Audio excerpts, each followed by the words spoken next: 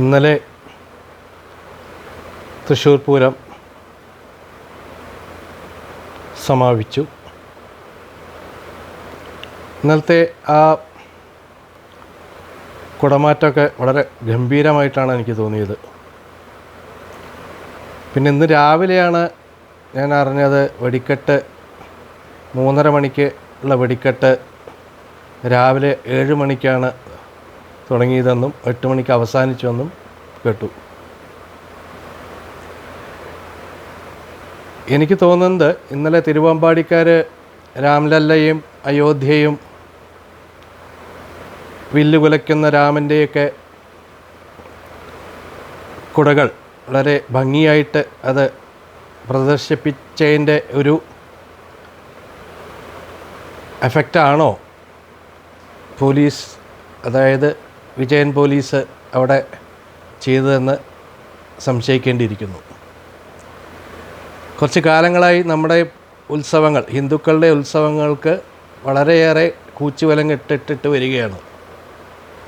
എന്തിനും ആനയ്ക്ക് അത് ചെയ്യണം, ആനയ്ക്ക് ഇത് ചെയ്യണം, ആൾക്കാർ ഇത്ര ഡിസ്റ്റൻസ് കീപ്പ് ചെയ്യണം, അല്ലെങ്കിൽ അത് പ്രശ്നമാവും, പിന്നെ കോടതി പോവുക, പോലീസ് സ്റ്റേഷനിലേക്ക് പോവുക കമ്മിറ്റിക്കാർ. ഇപ്പോൾ ഒന്ന് നോക്കുമ്പോൾ ചെറിയ ചെറിയ പൂരങ്ങളിലൊന്നും വെടിക്കെട്ടുകൾ ഇല്ല, അതിനൊന്നും അനുമതി കൊടുക്കുന്നില്ല. സാധാ ഓലപ്പടക്കവും സാധാ ചീനപ്പടക്കവും ഒക്കെ പൊട്ടിച്ചിട്ട് നമ്മൾ സംതൃപ്തി അടയുകയാണ് ഹിന്ദു ഉത്സവങ്ങൾ. അപ്പോൾ ഈ തൃശ്ശൂർ പൂരത്തിൽ ഇങ്ങനെ സംഭവിച്ചതുകൊണ്ട് ഇനിയൊരു 8-10 കൊല്ലമൊക്കെ കഴിഞ്ഞാൽ ഇതെല്ലാം ഒരു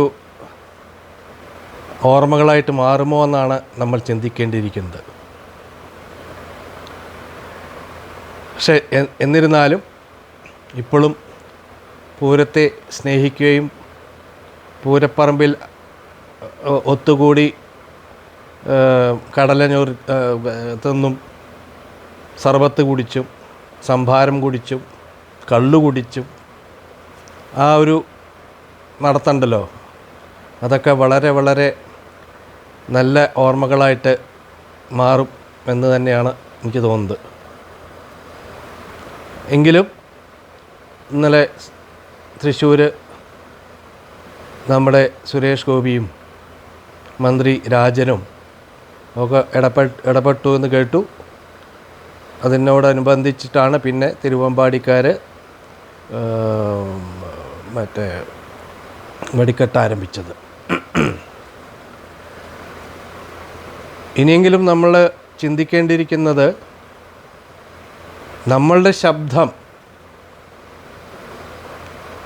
അവിടെ ഡൽഹിയിൽ എത്തണമെങ്കിൽ മിനിമം ക്വാളിഫിക്കേഷനായിട്ടുള്ള ഒരു പ്രീ ഡിഗ്രിയെങ്കിലും ഉള്ള ആൾക്കാരെ അവിടെ പറഞ്ഞേക്കണം. അത് മാത്രം പോരാ, ഇംഗ്ലീഷ് പരിജ്ഞാനവും, ഹിന്ദി ഇല്ലെങ്കിലും ഇംഗ്ലീഷ് പരിജ്ഞാനമെങ്കിലും വേണം. ഇതൊന്നുമില്ലാത്തവരാണ് അവിടെ ഇത്രയും കാലം പോയിട്ട് ചലച്ചുകൊണ്ടിരുന്നത്. അവരെന്താ ചെയ്തതെന്നും കൂടി നമുക്കറിയില്ല. ഇപ്പോൾ പ്രതാപനൊക്കെ തൃശ്ശൂരത്തെ MP എന്നൊക്കെ പറഞ്ഞിട്ട് അവിടെ പോയിട്ട്, ഞാൻ ആകെ കൂടി പ്രതാപനെ കണ്ടിരിക്കുന്നത് ആ പാർലമെൻറ്റ് പടന മുമ്പിൽ ഒരു പ്ലാക്കാർഡും പിടിച്ച് ഇരിക്കുന്നതാണ്. അത് പ്രതാപൻ മാത്രമല്ല, ഈവൻ സമ്പത്ത്, പിന്നെ കൊടിക്കുന്നിൽ, പിന്നെ MP രാജേഷ്, ഇവരാരും മറ്റേ പാർലമെൻറ്റ് മറ്റേ ലോകസഭയിൽ എന്തെങ്കിലുമൊക്കെ പറഞ്ഞു ഞാൻ കണ്ടിട്ടില്ല. ഈവൻ മുരളീധരൻ വെറുതെ ഇങ്ങനെ ആ കൊടിക്കുന്നിലൊക്കെ ശരിക്കും രാഹുലിൻ്റെ ബാക്കിൽ ഇരുന്നിട്ട് വെറുതെ മറ്റേ ഇളിച്ച് കളിക്കുക എന്നല്ലാതെ വേറൊന്നും ഞാൻ കണ്ടിട്ടില്ല. നിങ്ങൾ കണ്ടിട്ടുണ്ടോ? എനിക്ക് തോന്നുന്നില്ല. ആ കൊടിക്കുന്നിലാണ് ഇനിയിപ്പോൾ മാവേലിക്കരയിൽ മൂന്നാമതും മറ്റേ കയ്യിലൂത്താൻ പോകണം. മാവേലിക്കരയൊക്കെ എപ്പോഴും ആ പഴയ മാവേലിക്കരയാണ്, യാതൊരു മാറ്റവും ഞാൻ കാണാനില്ല. പണ്ട് 6ാം ക്ലാസ് പഠിക്കുമ്പോൾ ഞാൻ മാവേലിക്കരൻ്റെ അച്ഛനോടെ മജിസ്ട്രേറ്റായിരുന്നു. 6ാം ക്ലാസ് പഠിക്കുമ്പോൾ ആ മാവേലിക്കരൻ എപ്പോഴും വലിയ മാറ്റമൊന്നും ഞാൻ കണ്ടിട്ടേ ഇല്ല. അതേമാതിരി മറ്റേ ആലപ്പുഴ ബൈപ്പാസ് വന്നുകൊണ്ട് ആലപ്പുഴയ്ക്കൊരു ഭംഗി വന്നു. അല്ലെങ്കിൽ ഒന്ന് ആലോചിച്ച് നോക്കൂ, എന്തെങ്കിലും ഒരു മാറ്റം ആലപ്പുഴയ്ക്കുണ്ടോ? പാലക്കാട്, ഞാൻ പാലക്കാട്ടുകാരനാണ്, പാലക്കാടാണ് വസിക്കുന്നത്. എന്തെങ്കിലും ഒരു മാറ്റം പാലക്കാടിനുണ്ടോ? പാലക്കാട് ഇപ്പോഴും ആ പിന്നോക്ക ജില്ലയായിട്ട് തന്നെയാണ് ഇരിക്കുന്നത്. കുതിരവണ്ടികളില്ല എന്ന് മാത്രം, ബാക്കിയെല്ലാം പഴയ മാതിരി തന്നെയാണ്. പണ്ട് കുതിരവണ്ടികളുണ്ടായിരുന്നു പാലക്കാട്. ഇപ്പോൾ കുതിരവണ്ടിയില്ല. അതിന് വേണ്ടിയിട്ടുള്ള എല്ലാ വണ്ടികൾ കണ്ണി കണ്ട എല്ലാം ഉണ്ട്. ഒരു വികസനവും ഇന്നിപ്പോൾ നിങ്ങൾ പാലക്കാട് ടൗണിലേക്ക് വരികയാണെങ്കിൽ നിങ്ങൾക്ക് എന്തെങ്കിലും ഒരു വികസനം കാണിച്ചു തരാൻ പറ്റുമോ? ഷാഫി പറമ്പിൽ എന്ന MLA മൂപ്പരിങ്ങനെ ഇളിച്ച് കാണിച്ചിട്ട് മൂപ്പര് മെല്ലെ ഒരു MP ഇത് കണ്ടപ്പോൾ നേരെ വടകരയ്ക്കാണ് വിട്ടു. സത്യം പറഞ്ഞാൽ ശ്രീധരനെ തോൽപ്പിക്കാനായിട്ട് വേണ്ടി മാത്രം ജയിച്ച മാതിരിയായി, ഒരു 10,000 വോട്ടിന്. ഇപ്പോൾ MLA ഇല്ലാത്തൊരു സ്ഥിതിവിശേഷത്തിലാണ് പാലക്കാട്ടുകാർ. പിന്നെ ശ്രീകണ്ഠൻ എങ്ങനെ ജയിച്ചത് ശ്രീകണ്ഠൻ തന്നെ അറിയില്ല. ശ്രീകണ്ഠൻ തോറ്റുകൊണ്ട് ശ്രീകണ്ഠൻ ദുബായിക്ക് പോയി. പിന്നെ അവിടെ നിന്ന് അറിഞ്ഞാൽ മൂപ്പര് ജയിച്ചു, പിന്നെ ഇങ്ങനെ വന്നു. ശ്രീകണ്ഠൻ എന്താ ചെയ്തത് ഇവിടെ? ഒന്ന് വന്ന് നോക്കൂ പാലക്കാട്. ശ്രീകണ്ഠൻ എന്താ ചെയ്തത്? ഇപ്പം എൻ്റെ കോളനിയിലത്തെ പാർക്ക് വന്ന് മൂപ്പരൊന്ന് ഉദ്ഘാടനം ചെയ്തു. അതിപ്പോൾ 6 കൊല്ലറ്റായി. 5 കൊല്ലമായി. 5 കൊല്ലത്തിൽ ഇപ്പോഴും ഞങ്ങൾക്ക് ഒരു ഇലക്ട്രിഫിക്കേഷൻ കൂടി കിട്ടിയിട്ടില്ല. അമൃത് പദ്ധതിയിലത്തെ സംഗതിയാണ്, മനസ്സിലായില്ലേ? അതിപ്പോൾ ഞങ്ങൾക്ക് മുനിസിപ്പാലിറ്റീനെ കുറ്റം പറയാണ്ട്. അപ്പോൾ ഇത് പാർലമെൻറ്റിൽ പോയിട്ട് നമ്മൾക്ക് വേണ്ടി സംസാരിക്കാൻ, നമ്മളുടെ കാര്യങ്ങൾ സംസാരിക്കാൻ കുറച്ച്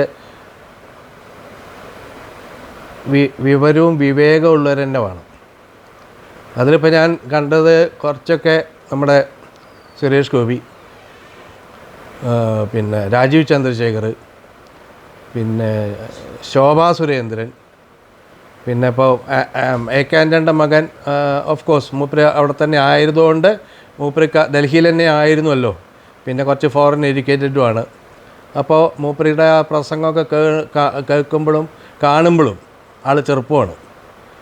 അയാളൊക്കെ നല്ലൊരു ഭാവിയുള്ള ചെറുപ്പക്കാരനാണ്. അപ്പോൾ അയാളൊക്കെ അങ്ങനത്തെ ഈ കുറച്ച് ആൾക്കാരെയൊക്കെ ജയിപ്പിച്ച് വിട്ടാൽ ആ നാടിന്, ആ നാട്ടാർക്കും നല്ല കാര്യം വരും, അത് ഉറപ്പാണ്. സുരേഷ് ഗോപിയെപ്പോലുള്ളവരൊക്കെ മനുഷ്യന് തൃശ്ശൂരുകാരുടെ ഒരു പുണ്യം തന്നെയാണെന്നേ പറയാൻ പറ്റുള്ളൂ. ഇപ്പം എന്താ പറയണമെന്ന് വെച്ചാൽ, ഈ നമ്മൾ ജയിപ്പിക്കേണ്ടത് കൊടിയുടെ നിറോ രാഷ്ട്രീയമോ അല്ല. നമ്മൾ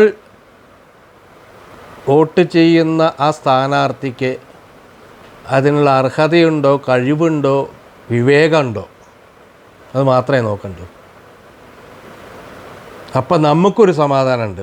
നമ്മൾ വോട്ട് ചെയ്ത് ജയിപ്പിച്ച മനുഷ്യനാണല്ലോ, അയാൾ നമുക്ക് വേണ്ടിയിട്ട് എന്തൊക്കെയോ ചെയ്യണു, വളരെ നല്ല കാര്യം. അവിടെ പോയിട്ട് ആ പാർലമെൻറ്റിൽ പോയിട്ട് മേപ്പെട്ട് നോക്കിയിരുന്നിട്ട് ഒരു കാര്യമില്ലല്ലോ. നീറ്റ് നിന്നിട്ട് നെഞ്ചു വിരിച്ച് പറയണം ഇതൊക്കെയാണ് സംഗതികളെന്ന്. എന്തായാലും മോദിജി വരുന്നുള്ളത് ഉറപ്പ്, അത് ഉറപ്പാണ്. BJP വരുന്നുള്ള ഉറപ്പ്, NDA വരുന്നുള്ള ഉറപ്പ്. അപ്പോൾ ഇവിടെ ഇപ്പോൾ നമ്മൾ ഈ കേരളത്തിൽ ഈ മറ്റേ ഇടതിനെയും വലതിനെയൊക്കെ ജയിപ്പിച്ച് വിട്ടിട്ട് എന്താ കാര്യം? ഒരു കാര്യമില്ല. വീണ്ടും നമ്മൾ പിന്നെയും ബാക്കിലേക്ക് ഇങ്ങനെ പോയിക്കൊണ്ടിരിക്കുക. എന്തെങ്കിലും കാര്യമുണ്ട്? ഇപ്പോൾ രാഹുൽ മറ്റേ ഇവിടെ അവർ കീരിയും പാമ്പും ഇടതിനും വലതിനും. വാളയാറ് ഗാർഡൻ കഴിഞ്ഞാൽ തോളിൽ കൈയിട്ടിട്ട് ഓമ്മിയും വെച്ച് നടക്കുന്നു. ഇതിപ്പോൾ മിഞ്ഞാന്ന് മൂപ്പര് വന്നിട്ട് രാഹുൽ ഗാന്ധി വന്നിട്ട് എന്തൊക്കെയാണ് പറഞ്ഞ്, മറ്റേ ഇയാളെ പിടിച്ച് എന്താ ജയിലിലിടാത്തതെന്ന്, ആരെ? പിണറായിനെ. അപ്പോൾ ഇവിടെ തന്നെ ഇപ്പോൾ അവർ തല്ലു തുടങ്ങി, അങ്ങോട്ട് കൊണ്ട് തല്ലു തുടങ്ങി. അപ്പോൾ ഇവിടുന്ന് അങ്ങോട്ട് വിട്ട് കഴിഞ്ഞാൽ ഒന്ന് ആലോചിച്ച് നോക്കൂ. 28-29 പാർട്ടിയുണ്ട് ഇന്ത്യ മുന്നണി. അവരുടെ നേതാവ് ആരാന്നും കൂടി അവർക്കേ അറിയില്ല. ഇനി അഥവാ പൊട്ടഭാഗ്യത്തിന് ജയിച്ചാൽ ആരാവും പ്രധാനമന്ത്രി എന്നും കൂടി അവർക്ക്, അതിന് വേറൊരു തെരഞ്ഞെടുപ്പ് നടത്തേണ്ടി വരും അവരുടെ ഇടയിൽ. അപ്പം നമ്മുടെ കാര്യം അപ്പോഴും അധോഗതി. അപ്പോൾ അതിലും ഭേദം നമ്മൾ താമരയ്ക്ക് വോട്ട് ചെയ്യുക. കാരണം ഇപ്പം ഈ 10 കൊല്ലത്തിൽ മോദി ഒന്നും ചെയ്തിട്ടില്ല, മോദി അത് ചെയ്തില്ല, മോദി ഇത് ചെയ്തിട്ടില്ല എന്നൊക്കെ പറയുന്നുണ്ടല്ലോ. ഒന്നും വേണ്ട. നമ്മളിപ്പോൾ മറ്റേ പീടികയിൽ പോയി കഴിഞ്ഞാൽ നമുക്കിപ്പോൾ പൈസ പോക്കറ്റിലില്ലെങ്കിൽ നമുക്കിപ്പോൾ അവിടെ ഇതില്ലേ, PTM ഉണ്ട്, ഗൂഗിൾ പേ ഉണ്ട്. ഇതൊക്കെ ആരാ കൊടുന്നത്? ഇവർ പറഞ്ഞു ഞങ്ങൾ പണ്ട് കൊടുന്ന് കാണണ്ടേ. ഈ 10 കൊല്ലത്തിനുള്ളിൽ അപ്പോൾ അതൊക്കെ സംഭവിച്ചേ. ഒന്നും വേണ്ട. ഒരു സഖാവ് എന്നോട് പറഞ്ഞു, എന്താ മോദി ഇത് ഒരു മണ്ണാങ്കട്ടി ചെയ്തിട്ടാ നോക്കിയാൽ പിറ്റേ ദിവസം മൂപ്പര് ജനൌഷധിയിൽ ക്യൂ നിൽക്കണു. എന്താ വെച്ചു, ഷുഗറിന് മരുന്ന് മേടിക്കാൻ ഭയങ്കര വില കുറവാണെന്ന് പറഞ്ഞിട്ട് അവിടെ നിൽക്കണു. ഇതാണ് സംഗതി. മോദിയൊക്കെ കൊടുക്കുകയും ചെയ്യും. അതുമാതിരി മോദി കൊടുത്ത കുറേ മറ്റേ അപ്പം പറയും അത് ആരുടെ ഔദാര്യം ഇല്ലയെന്ന് പറയും സഖാക്കളും കൊങ്കികളും. ശരിയാണ്, ആരുടെ ഔദാര്യം ഇല്ല, എന്നാലും കൊടുക്കണ്ടല്ലോ. ഈ 10-60 കൊല്ലം ചരച്ചിട്ട് ഇവർ എന്തെങ്കിലും ചെയ്തോ? ഇല്ല. മൂപ്പര് പറഞ്ഞു LDF വരെ എല്ലാം ശരിയാക്കുന്നു. ശരിയായി, സംഗതി ശരിയായി, നാടേ ശരിയായില്ലേ. കുട്ടിച്ചോറൊക്കെ അങ്ങോട്ട് തന്നു കയ്യിൽ. ക്ഷേമ പെൻഷനും ഇല്ല. വീണ്ടിപ്പോൾ പറയാം നിങ്ങളുടെ ഔദാര്യമൊന്നുമല്ല, നിങ്ങൾക്ക് ഞങ്ങൾ തോന്നുന്ന സമയത്ത് തരും. എന്താ പറഞ്ഞ് ക്ഷേമ പെൻഷൻ അങ്ങനെ DYFIക്കാരങ്ങനെ ഓരോ വീട്ടിലായിട്ട് കൊടുക്കുന്നു. DYFI വീട്ടിൽ രാവിലെ അങ്ങോട്ട് കഴിഞ്ഞാൽ മൂപ്പര് ക്ഷേമ പെൻഷനായിട്ട് പോവുക. പിള്ളതും പോയി പൊള്ളക്കണ്ട എന്ന് പറഞ്ഞ മാതിരിയായി ക്ഷേമ പെൻഷൻകാർ. പിന്നെ ഒരു ബസ് 1.5 കോടിയോ 2 കോടിയുടെ ഒരു ബസ് മേടിച്ചു. ആ ബസ് ഇപ്പോൾ കട്ടപ്പുറത്തോ എന്താണ് എനിക്ക് തോന്നുന്നത് പഴയ ചേസ് മേടിച്ചിട്ട് അതിൽ പുതിയ ബോഡി കെട്ടിയതാണ് എനിക്ക് തോന്നുന്നത്. അതിനോട് അതിന് 1.5 കോടിയൊന്നുമില്ല ആ കക്കൂസ് വണ്ടിക്ക്. ഇപ്പം ഇതൊക്കെയാണ് സ്ഥിതി. പിന്നെയും ഇവരെയൊക്കെ ജയിപ്പിക്കുക പറഞ്ഞ് നമ്മുടെ തലയിൽ എന്താ ഉള്ളത്? മോദി ചെയ്തിട്ടില്ല. ഏറ്റവും പിന്നെ മോദി കെട്ടിക്കൊടുത്ത വീട് പ്രൈം മിനിസ്റ്റർ ഇതിൽ കെട്ടിക്കൊടുത്ത കുറേ വീടുകളിൽ ഇരുന്നിട്ട് മോദിയെ കുറ്റം പറയുക. മോദി ഉണ്ടാക്കി കൊടുത്തതും മോദി ചെയ്തതും മോദി തൂറാൻ വെച്ച കക്കൂസിന് പോയി തൂറാം, എന്നിട്ട് മോദിയെ കുറ്റം പറയുക. മോദി അതൊന്നുമില്ല, മോദി ഇതില്ല. ഭാരത് റൈസ് വന്നു. ഞാൻ ഒറ്റപ്പാലത്ത് നിന്ന് പാലക്കാട്ടേക്ക് വരുമ്പോൾ ആ മങ്കര വെള്ള റോഡിൽ ഇങ്ങനെ ക്യൂ നിൽക്കുന്നു. ഞാൻ വിചാരിച്ചു ബിവറേജ് ഇവിടെയും തുറന്നു വന്നു. നോക്കിയപ്പോൾ ഭാരത് റൈസ് മേടിക്കാനാണ്. അതിൽ സഖാക്കളും ഉണ്ട്, മറ്റേ എല്ലാ ക്കളും ഉണ്ട്. ഇതൊക്കെ പിന്നെ വേറൊന്നും കൂടി ഉണ്ട് കേട്ടോ. ഇവിടെ ഇപ്പോൾ ഈ മോദി ചെയ്യുന്ന ഓരോ കാര്യങ്ങളും ഇവിടെ ശരിക്കും ജനങ്ങളിൽ എത്തിയിട്ടില്ല എന്നും കൂടി നമുക്ക് പറയാം. അത് ഇവിടുത്തെ നേതാക്കൾ BJP നേതാക്കളുടെ ഒരു ഡ്രോബാക്ക് തന്നെയാണ്, അവരുടെ ഒരു തോൽവി തന്നെയാണ്. അവരത് പറയേണ്ടതായിരുന്നു, അത് പറയണം ഇനിയെങ്കിലും. ഇനിയിപ്പോൾ കാരണം വെച്ചാൽ നേതാക്കൾ പറഞ്ഞിട്ടില്ലെങ്കിൽ ജനങ്ങൾക്ക് മനസ്സിലായി മോദി എന്തൊക്കെയാണ് ചെയ്ത്, മോദി കാരണം എന്തൊക്കെയാണ് അവർക്ക് ലഭിച്ച് എന്ന് കേരള ജനതയ്ക്ക് മനസ്സിലായിട്ടുണ്ട്. അപ്പോൾ അവർ താമര ചിഹ്നത്തിന് അതിലത്തെ സ്ഥാനാർത്ഥികളുടെ കഴിവും വിവേകവും നോക്കി അവർ വോട്ട് ചെയ്യും. മനസ്സിലായില്ലേ? നമുക്ക് വേണ്ടത് അവിടെ പോയിട്ട് നമ്മുടെ നാടിനെ പറ്റിയിട്ട്, നമ്മുടെ നാടിന് എന്ത് ചെയ്യാൻ പറ്റും, നമുക്ക് എന്ത് ചെയ്യാൻ പറ്റും, അവിടെ പോയിട്ട് സംസാരിക്കാൻ കഴിവുള്ള ഒരു സ്ഥാനാർത്ഥിക്ക് വോട്ട് ചെയ്യുക. അതിപ്പോൾ അടുത്ത വെള്ളിയാഴ്ച 26-ാം തീയതി പോവുക, നോക്കുക, നിങ്ങളുടെ സ്ഥലത്ത് ആരൊക്കെയാണ് നോക്കുക, അല്ലെ ഏതാ നല്ല കഴിവുള്ള ആളെന്ന്. രാഷ്ട്രീയം നോക്കരുത്. ഇനി രാഷ്ട്രീയം നോക്കിയിട്ടൊന്നും കാര്യമില്ല. അതൊക്കെ പണ്ട്. രാഷ്ട്രീയം നോക്കിയിട്ട് ഒരു കാര്യമില്ല, പൊടർ നിറം നോക്കിയിട്ട് കാര്യമില്ല. ഇന്ന് വേണ്ടത് സ്ഥാനാർത്ഥി കഴിവുള്ളവനാണോ എന്ന് നോക്കിയിട്ട് വോട്ട് ചെയ്യുക. Okay, thank you.